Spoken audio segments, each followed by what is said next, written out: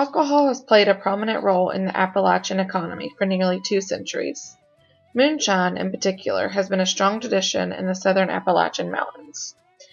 Typically, Appalachians live in significant high poverty, in substandard housing, and in an area with high unemployment. Moonshine was the prime source of income for generations of mountain people. It was one of the few ways to earn cash in the mountain economy, and it was an important part of the mountain myth of individualism and resistance to outside authority. Moonshine was a strong but secretive presence in mountain counties. People either abstained completely or got very drunk privately. When Prohibition arose and restricted the production, sale, transportation, and exploration of alcohol beverages, moonshine still thrived in spite of legal and religious condemnation.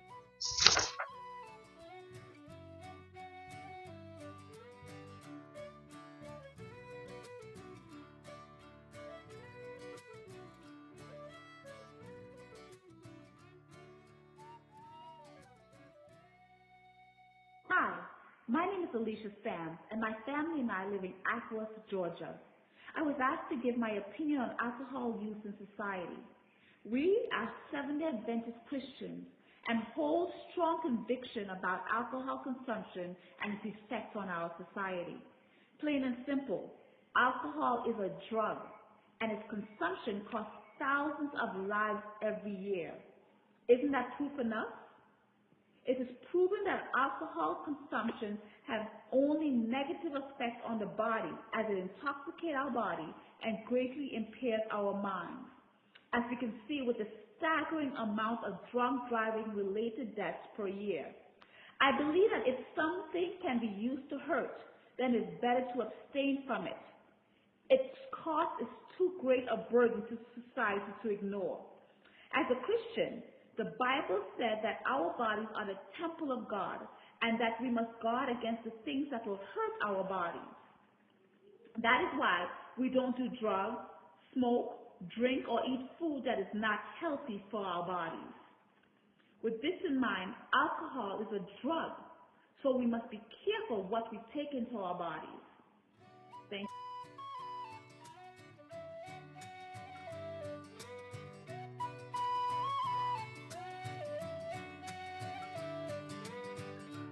As you can see, some people completely condemn alcohol.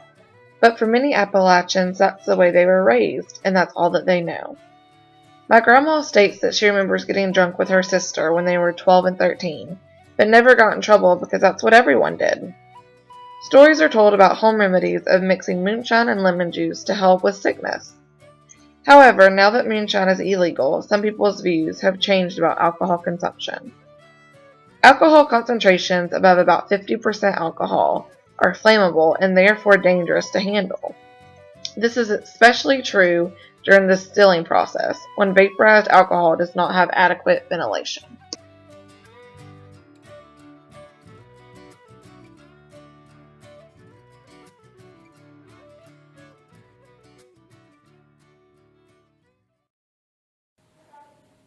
Hi, my name is Bridget Tate. I'm 39 years old, and I am going to talk to you about the Appalachian alcohol that I have been experienced to as a young child. My great-grandfather, Pop, was a bootlegger up in Phoenix City, Alabama, and every summer he'd have us grandchildren go up there and help funnel his moonshine in a cornfield. And he had been arrested many, many times for bootlegging, but because of his age, they always seemed to always let him go. Bootlegging back then was a way of life for him because during the Great Depression, that was how he's provided for his family. I, on the other hand, feel like it was wrong. It's illegal, and making a bad batch could kill you. A very strong smell, and it could literally light anything up with a match. I am a Christian who is born-again Christian who feels like that way of life is not very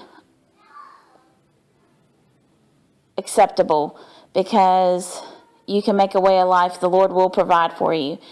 You don't have to do stuff illegal to provide for your family. He'd have all of us grandchildren doing that for him, which was wrong because we were just as bad, if not worse than he was, because we knew better too.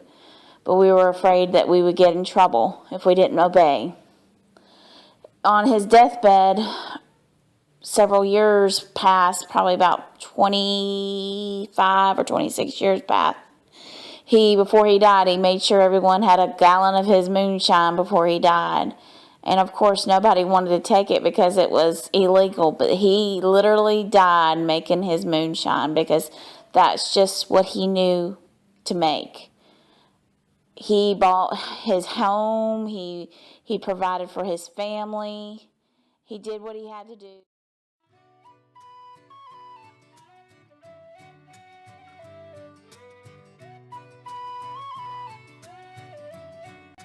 Today, moonshine is generally used as a catch-all term for unaged white whiskeys.